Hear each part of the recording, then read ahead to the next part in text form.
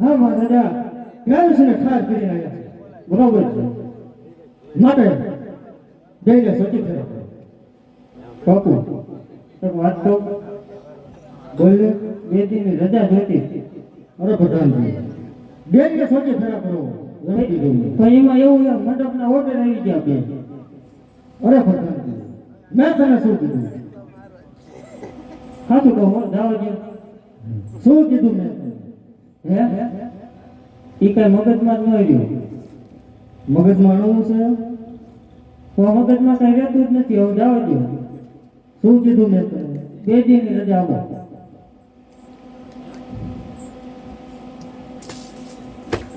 બે દિનની રેલવે ચોકી કરા બે દિનની રજા આપો જાવ તું ક્યાં જાવ કીધું ઘીરે ને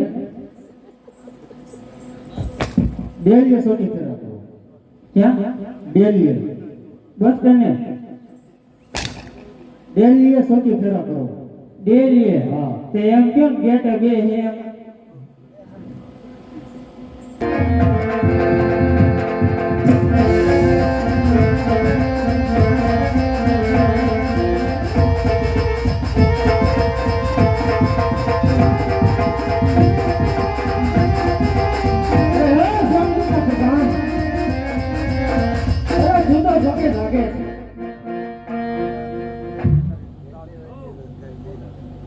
અરે તું તો સોચે જાગે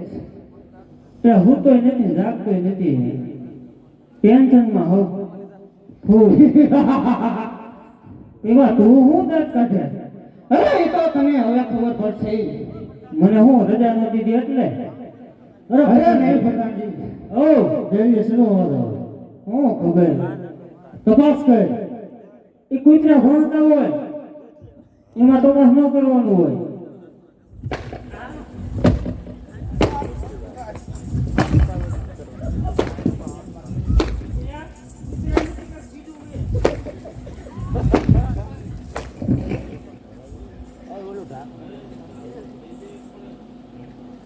આ બધું શું થાય હે પ્રધાનજી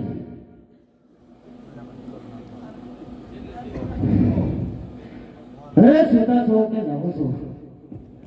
નીંદર મેં હતો પણ હવે નીંદર ઉડી ગઈ અરે તે અને તારા રાજાએ કપટથી માર્યો તો ને હમણાં હા એ ફેરવતી છે પણ આજે તમારો કાળનો કાળ ભેરવ નામનો રાક્ષસ બનીને આવ્યો છું જ્યારે હું મરણ પથારીએ પડ્યો હતો ત્યારે મારા ઉપર તે સેલો ઘા કર્યો હતો માટે પેલા તું મરવા માટે હોશિયાર થઈ જા પ્રધાનજી શું છે કઈ સમજાતું જ નથી હવે